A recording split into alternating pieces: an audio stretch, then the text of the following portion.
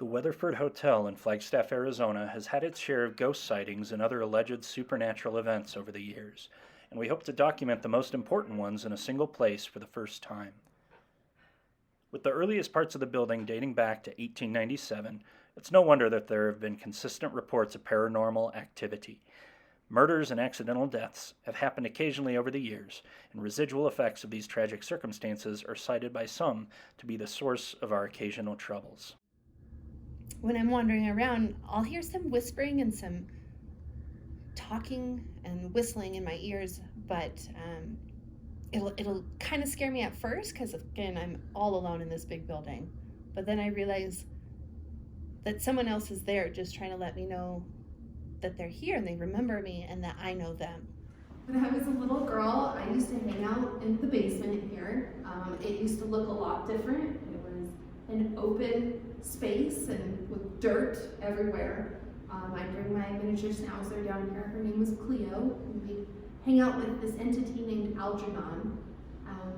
We'd bounce a ball back against the wall and just talk about whatever children talk about at that time. I was probably from the age of 3 to 10, running around an old hotel.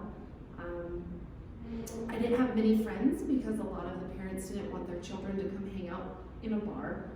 So I kind of latched on to the spirits that lived within the building. Turns out later that there was a medium that worked here. Her name was Margaret, and she caught me down in the basement hanging out with Algernon once, and I told her what I was doing.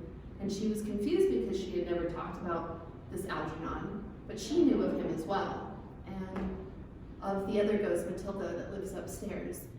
I would go across the street to where it used to be Maloney's, but prior to that it was called McMahon's, and it was a furniture store. And I would get 10 cents and I'd go buy a big refrigerator box and I'd drag it across the street and I'd drag it up the stairs and I'd drag it down the hallways and build these elaborate forts in the hallways. And she'd crawl in there and hang out with me and we'd read books. And So I was in the exchange pub with Caitlin, one of our servers, and I was making a drink. There were two customers standing near the bar.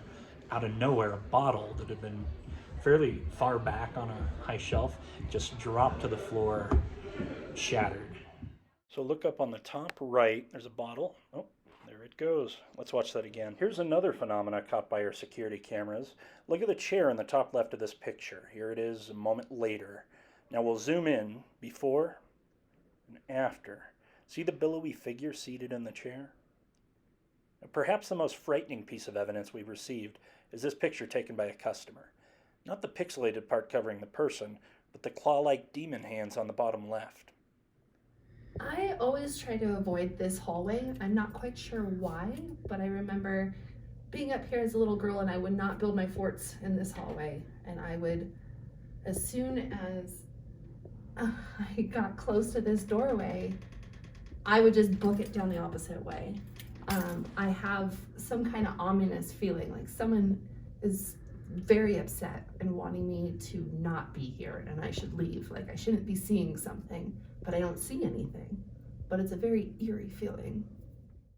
Well, that's it for now, but we have plenty more spooky stories to cover, including the tale of a ghostly bride and groom who are said to haunt our laundry room, and the story of the owner's loyal dog who refused to set foot in certain parts of the basement.